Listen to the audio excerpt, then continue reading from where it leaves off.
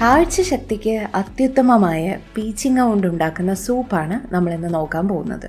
പീച്ചിങ്ങ കഴുകി വൃത്തിയാക്കി മുള്ളുപോലുള്ള ഭാഗങ്ങളെല്ലാം വേണമെങ്കിൽ ചെത്തിക്കളഞ്ഞ് ഇതുപോലെ കഷ്ണങ്ങളാക്കുക.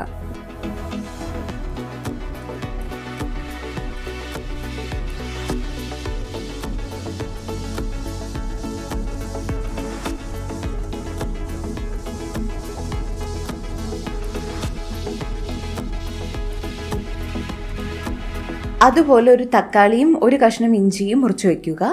ഒരു കുക്കറിൽ കുറച്ച് തവിടെണ്ണ ചൂടാക്കുക. അതിലേക്ക് ജീരകം ഇടുക.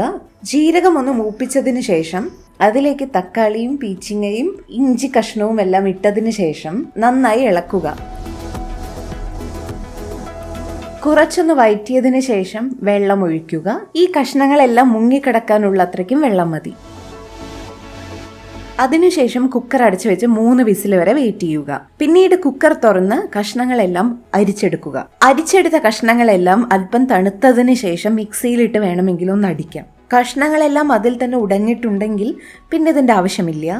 ഞങ്ങൾ ഇവിടെ അടിച്ചെടുത്ത കഷ്ണങ്ങൾ ഇതിന്റെ കൂടെ മിക്സ് ചെയ്തു. അതിനുശേഷം ഞങ്ങൾ അതിലേക്ക് നാരങ്ങ പിഴിഞ്ഞൊഴിച്ചു. ആവശ്യത്തിന് ഉപ്പ് ചേർത്തു.